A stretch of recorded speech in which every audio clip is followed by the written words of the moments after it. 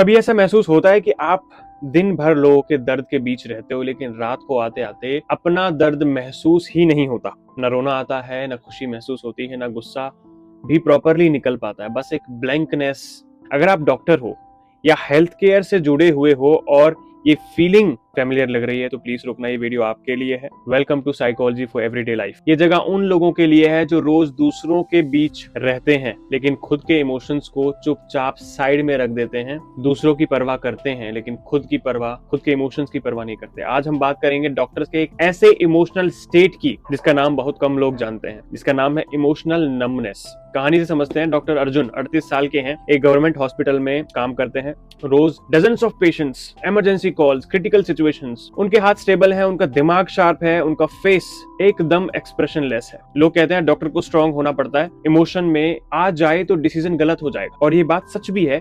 Medical professions आपको emotions को control करते हुए दिखेंगे, उनको ये सिखाया भी जाता है, लेकिन ये नहीं सिखाया जाता कि इमोशंस को बाद में कैसे वापस महसूस किया जाए। बिकॉज अगर आप इमोशन महसूस नहीं कर रहे हो तो प्रॉब्लम है। डॉक्टर अर्जुन ने सालों से बहुत कुछ देखा है, pain, loss, death, helpless families. शुरू में हर केस टच करता था, हर पेशेंट याद रहता था। फिर धीरे धीरे कुछ बदलने लगा। वो केसेस को फील करना बंद करने लगे और सिर्फ हैंडल करने लगे। साइकोलॉजी कहती है इमोशनल नमनेस एक डिफेंस मैकेनिज्म होता है। जब दर्द रोज आता है तो दिमाग फील करना बंद कर देता है। ये वीकनेस नहीं होती, ये सर्वाइवल होता है। लेकिन प्रॉब्लम तब होती है जब नमनेस सिर्फ हॉस्पिटल तक लिमिट नहीं रहती, वो घर तक आ जाती है। डॉक्टर अर्जुन घर आते हैं, फैमिली है, लोग बात कर रहे हैं, लेकिन उन्हें लगता है जैसे वो ग्लास के पीछे खड़े हैं, सुन रहे हैं, समझ रहे हैं, पर कनेक्ट नहीं हो पा रहा है। उन्हें लगता है जैसे उनके अंदर कुछ फ्रीज हो गया। साइकोलॉजी कहती है जब इमोशंस सप्रेस किए जाते हैं तो वो डिसअपियर नहीं रहते, वो नम्बनेस बन जाते हैं। डॉक्टर अर्जुन को लगता है कि ये नॉर्मल है, सब डॉक्टर्स ऐसे ही होते हैं। इमोशनलेस होना प्रोफेशनल है। लेकिन धीरे धीरे उन्हें एक और चीज नोटिस होती है, उन्हें खुशी भी कम महसूस होती है। अचीवमेंट हो, पैसा हो, सक्सेस हो, रिएक्शन म्यूटेड ही रहते हैं। साइकोलॉजी कहती है नमनेस सेलेक्टिव नहीं होती। अगर आप पेन ब्लॉक कर रहे हो तो जॉय भी ब्लॉक हो जाता है, और ये सबसे पेनफुल पार्ट होता है। डॉक्टर अर्जुन को याद नहीं लास्ट टाइम कब उन्होंने दिल खोल के हंसा हो, उन्हें याद नहीं कब किसी चीज का एक्साइटमेंट महसूस हुआ हो। और फिर गिल्ट आता है, मुझे तो थैंकफुल होना चाहिए, मेरे पास सब कुछ है, फिर भी मैं ब्लैंक हूं। साइकोलॉजी कहती है गिल्ट नमनेस को और गहरा कर देता है, क्योंकि आप अपनी इमोशनल स्टेट को जज करना शुरू कर देते हो। डॉक्टर अर्जुन का बर्नआउट लाउड नहीं था।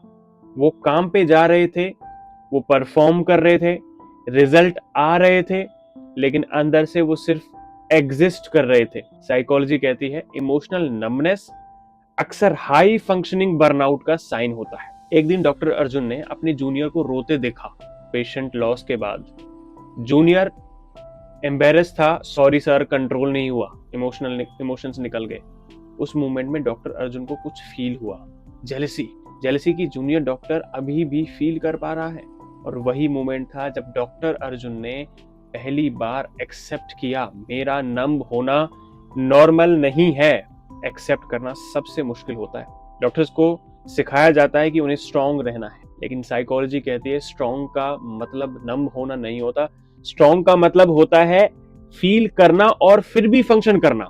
डॉक्टर अर्जुन ने थेरेपी नहीं शुरू की, मेडिटेशन भी नहीं किया। उसने सिर्फ एक चीज शुरू की, रोज शिफ्ट के बाद 5 मिनट सिर्फ ये पूछना आज मैंने क्या फील किया।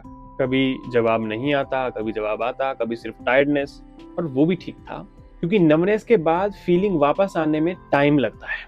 साइकोलॉजी कहती है हीलिंग नमनेस से नहीं होती, हीलिंग सेफ्टी से होती है। जब दिमाग को लगता है कि आप थोड़ा महसूस करना सेफ है, अब थोड़ा महसूस करना सेफ है, तो इमोशन धीरे धीरे वापस आते हैं। अगर आज आप डॉक्टर हो या हेल्थ केयर से जुड़े हुए हो और लगता है कि आप इमोशनली ब्लैंक हो गए हो, तो प्लीज से याद रखिए आप कोल्ड नहीं हो, आप हार्टलेस नहीं हो, आप वीक नहीं हो। आपका सिस्टम बहुत टाइम से बहुत ज्यादा दर्द हैंडल कर रहा, और कोई भी सिस्टम लिमिट के बाद नंब हो ही जाता है। अगर आज की बात आपके मन के किसी कोने को छू गई हो, तो याद रखिए, फील करना बंद करना कोपिंग मैकेनिज्म हो सकता है, लेकिन फील करना सीख लेना हीलिंग होती है। इस चैनल को आप सब्सक्राइब कीजिए अगर आप स्ट्रांग होने के साथ साथ ह्यूमन रहना भी इंपॉर्टेंट समझते हो, और कमेंट में लिखिए आज आप क्या महसूस कर रहे हो, क्या नोटिस किया आज आपने। और हाँ, एक बात दिल से मैं जरूर आपसे कहना चाहता हूँ, आप रोज लोगों की हेल्प करते हो, आपकी कोई लिमिट नहीं होती, आपका दर्द भी वैलिड है, आपका साइलेंस भी समझने लायक है, और मैं जेन्युइनली आपसे ये कहना चाहता हूँ, I love you, thank you.